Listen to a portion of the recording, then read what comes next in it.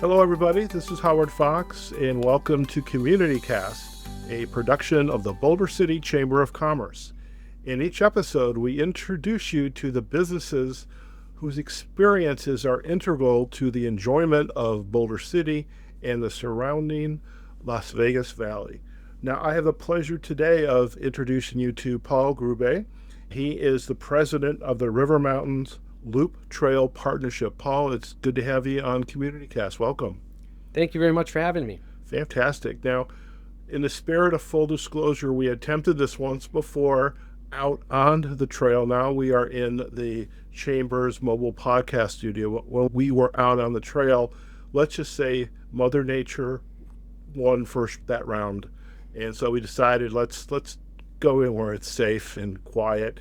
And Paul, again, welcome back. I wish your wife, Jennifer, had been able to join us again, but I get there's business to be attended to. But really, for our listeners who want to hear more about the River Mountains Loop Trail and also the partnership. So first off, if you would, share a little bit about your background and how you got involved with the partnership.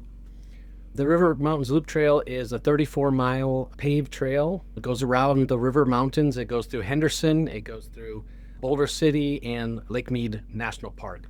So those are the areas it goes through. I got involved when I lived in Henderson and noticed some construction happening, that was near our home at the time. And I just started digging around and finding out about it, and I became a user, and then I started attending meetings, and eventually I got voluntold to be voluntold, I love that. Voluntold to be a bigger part of it, and I'm happy to do it because it's a great service and a great opportunity for a lot of people in the Vegas Valley area, Boulder City, to get out and enjoy. Excellent. And I have to admit, the mountain is not lost on me when I come into Boulder City, and I have seen some bikers on it, perhaps runners, dog walkers, etc. I'm sure there's even some wildlife, which we will chat about. But now I need to go rent a bike and go on the Loop Trail. So that's part of my new bucket list of things to do. When you were getting involved with the Loop Trail and then ultimately when you were voluntold to take part in the partnership, give us a little, if you would, just a little history of the construction of the trail and why it's there now and why it's so beloved in this area of Boulder City, Henderson, and really Lake Mead in this specific area. Some of the history is that there was a hiking group a lot of them were from Southwest Gas, actually, and others. And there was a hiking group, and they were out doing a hike one day between Boulder City and Lake Mead Recreation Area, and they thought, after the hike and having a few adult beverages, wouldn't it be nice if we could do a continuous hike all the way around the mountains? So that's where it started, and that was in the mid to late 90s.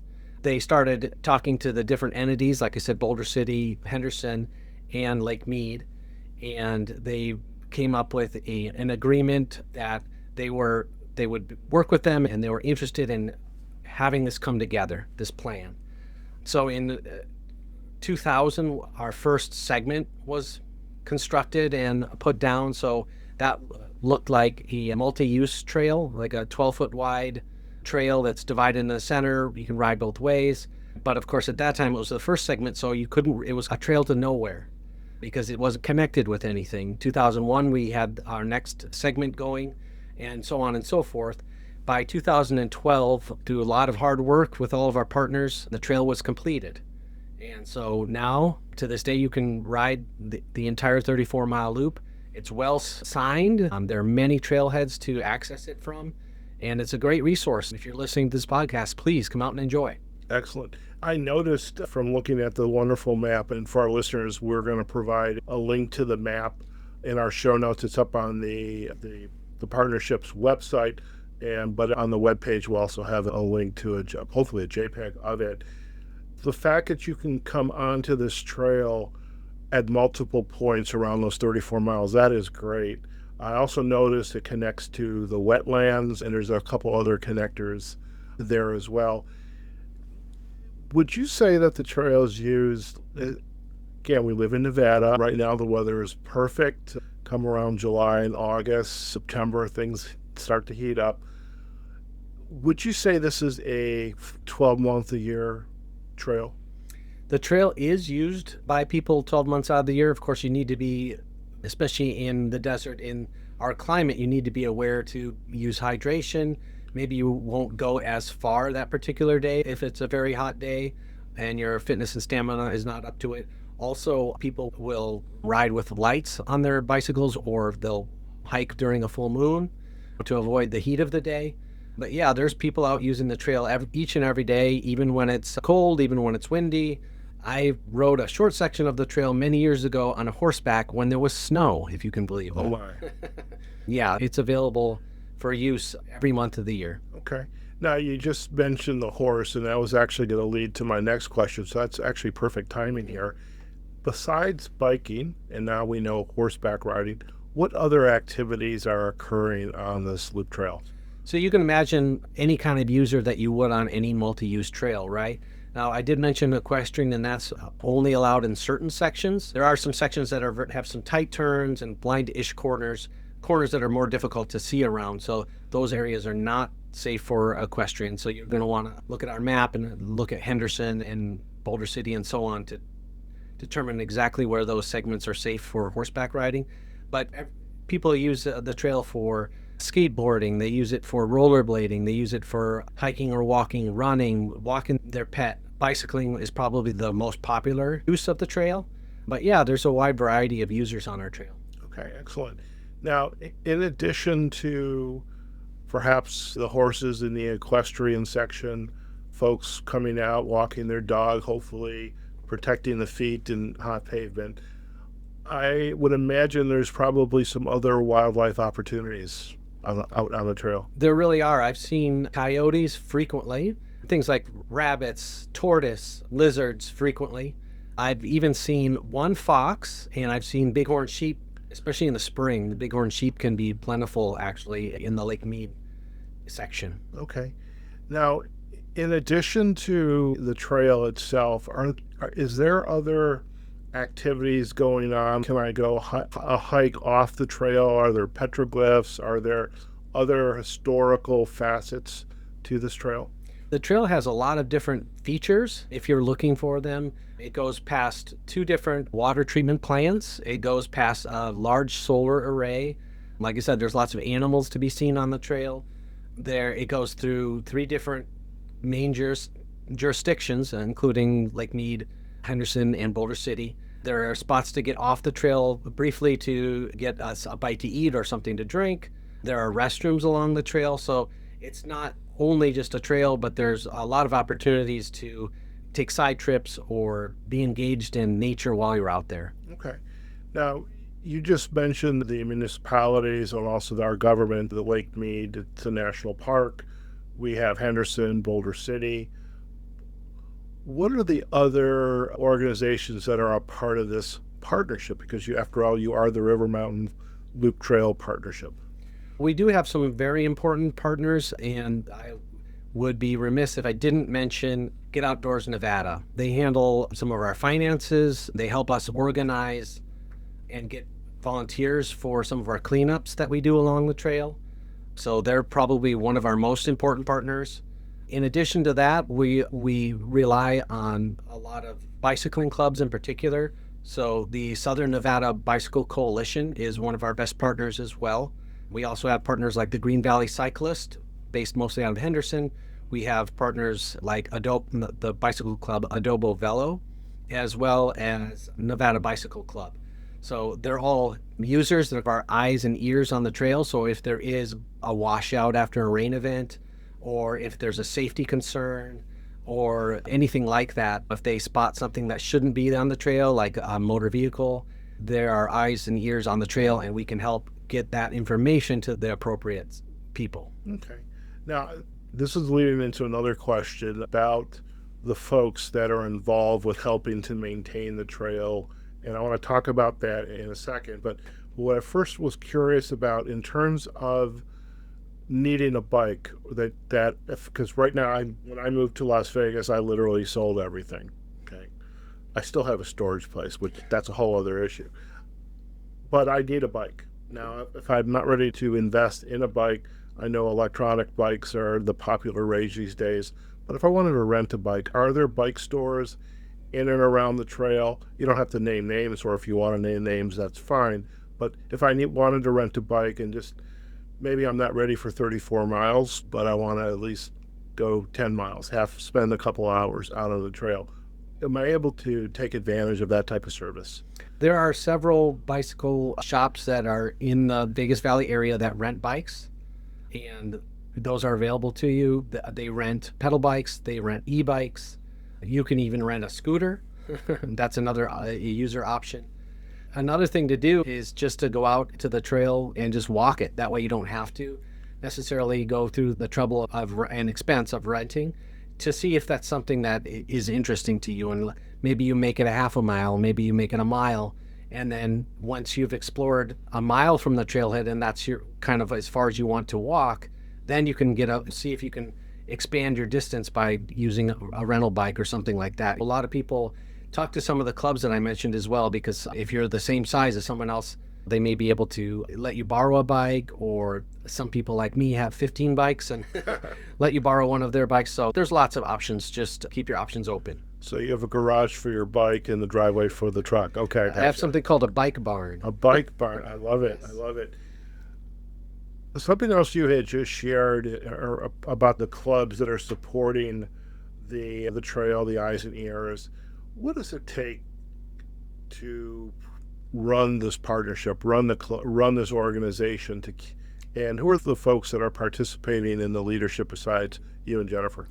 So the partnership's job really, and what we do is we're the eyes and ears, and we're also the facilitators. The real work in terms of building, maintenance, signage, all of the kind of brick and mortar type things that you see out on the trail, even the design, that's all done by the entity. So Henderson, Boulder City, and also Lake Mead.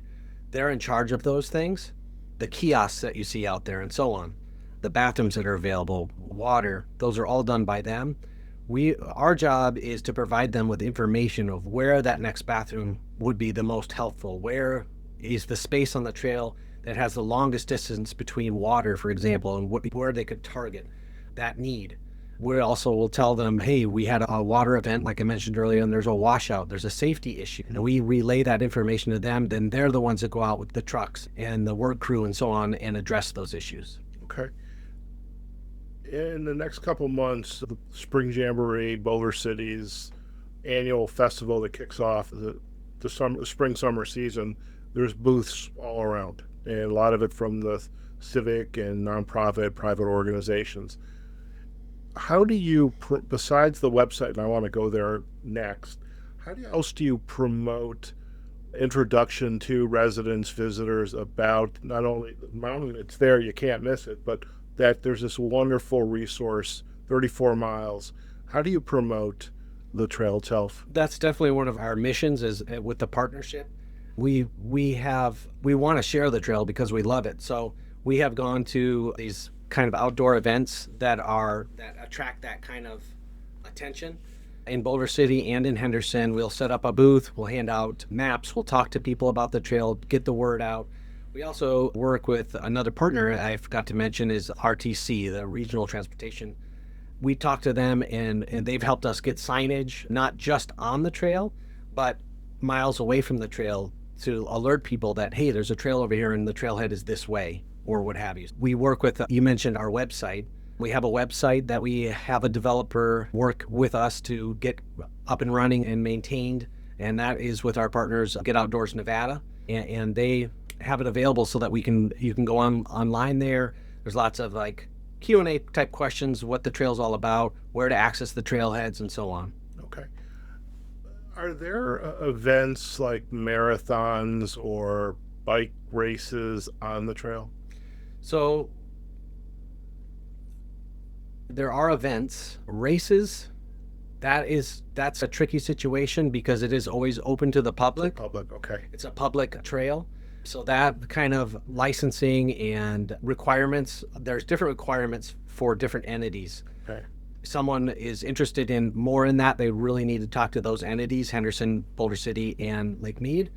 But we do have events of running and bicycling on the trail. There's a possibility of one coming next January, the end of January, that I'm aware of next. And that would be like a long distance, like almost like an ultra marathon. They're planning to run, last I heard, 32 miles on the trail. Okay.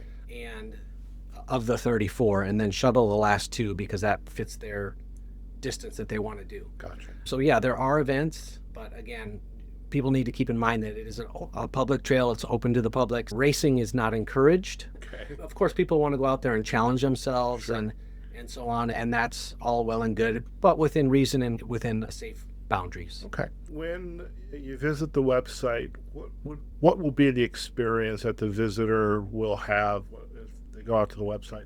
The website is designed especially for people that have never heard of the trail.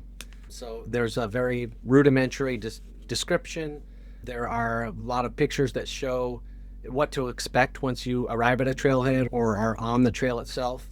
There's some tips and tricks about hydration. There's maps as to where to access resources along the trail. There's a little bit of the history about the trail. So a lot of things that we're talking about today. Okay, very good. And before we wind down, just to, for our listeners' benefit, let's go ahead and give the URL to the website and to your other social sites.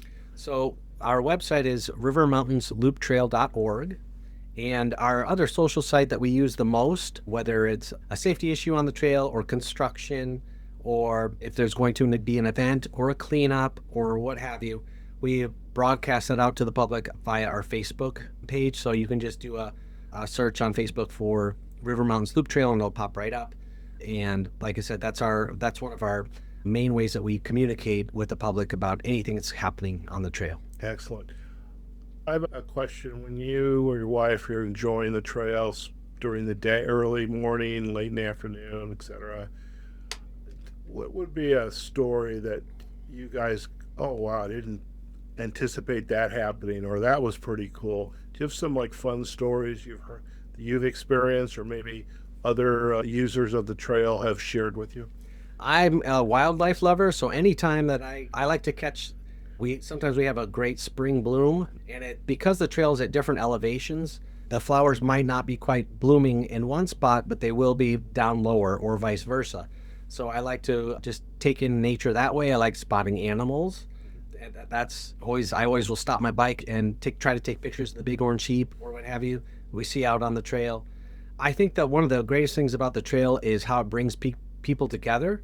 I love to be able to ride with a group of friends or a group of people, and just the camaraderie that we wouldn't have done if it weren't for the trail. That's really special and important. I'd even been out on the trail and noticed a complete stranger with a flat tire, for example, and I was able to let them borrow a tube so that they could continue on their journey, and then we strike up a conversation and it grows into a friendship. And that never would have happened without the trail. So really, the trail is a great resource. It's great for exercise. It's great to breathe the fresh air. But honestly, if you can get out there with a friend or meet people and get out there with a buddy, it just elevates the experience that much more. Okay. Now, I know from being on trails in other cities, and occasionally there's some obstacles on the trail you may not have anticipated. Some of them are left and they're just not cleaned up. Others, those obstacles might be moving. Or any experiences, forget the former, but the latter, any other experiences like, oh, I thought that was a rock? He's leading the witness. I'm leading the witness. So I do have a funny story. One time I was riding with a group of friends, like I like to do, and it was springtime. I want to say maybe late April, early May, and we're riding along, and I happened to be in the front at the time, and I notice a rock on the road ahead, on the trail ahead, and so I move over to the side, and I wave to my buddies behind me to move over, and I yell out to them so they're aware, rock! And as we made our way past this rock, it moved, and so we all slowed down and stopped our bikes and turned around and looked, and it kept moving. So we rode back to it, and it was a juvenile tortoise, a very small, probably no bigger than the size of a baseball. And it was just cute. We kept our distance, and I would recommend that you keep your distance from any wildlife that's out there. We don't want to disturb them, but it was just funny to see what we thought was a rock at first not be a rock at all. And so that was a great experience. I love it. As you look back, and you as the president, your wife Jennifer as vice president, as you both look back, what's your aha moment like? Wow, this has been a good ride. I'm sorry, figures. I didn't make that one up. Whether it's a sunrise or a trip that I did last fall, we did a trip we rode from Henderson down to Boulder Beach, where there's a campground area down there. And we were riding, and our panniers, our packs that we carry on our bikes, are flapping in the wind. And I knew that I had a night of camping out down at Boulder Beach and listening to the coyotes howl and so on. It's just, you can use the trail in so many different ways. And again, just getting out and breathing the fresh air, it's just an experience. If you haven't done it, you got to try it. Excellent. On that note, Paul, it's been a pleasure to have you on Community Cast, and I wish our initial attempt with video and audio had worked out. It was great to have Jennifer with us, but life happens. Mother Nature has her way. But thank you again for joining us on the Community Cast production, and really we wish you nothing but the very best. Now, before we head out, once more, the best places for our listeners to go to learn more about the River Mountains Loop Trail. The best places are the rivermountainslooptrail.org and our Facebook page. Just search us up and you'll find us there. Fantastic. Thank you again. Thank you so much for having me. Appreciate it. All right, folks, we hope you enjoyed this wonderful episode with Paul Grube. He is the president of the River Mountains Loop Trail Partnership. And just when you come to Las Vegas or you're coming into Boulder City, plan to spend some time on this wonderful asset here in this area between Henderson, Boulder City, Lake Mead National Recreation Area. This loop trail is an absolute gem, and really we encourage you to take advantage of it. We're going to provide backlinks to the website and to the Facebook page on our show notes, and Paul has graciously offered to share a bunch of photos so you'll be able to see some nice spots along the trail, perhaps people experiencing how they're using the loop trail. Until next time, this has been an episode of Community Cast, a production of the Boulder City Chamber of Commerce. You can find this episode up on our website, bestdampodcast.net. The episodes are also available on the Chamber's website, and we'll have all the links available to you. Until next time, this is Howard Fox hosting for the Boulder City Chamber of Commerce, and we look forward to sharing another episode of Community Cast with you. Take care now.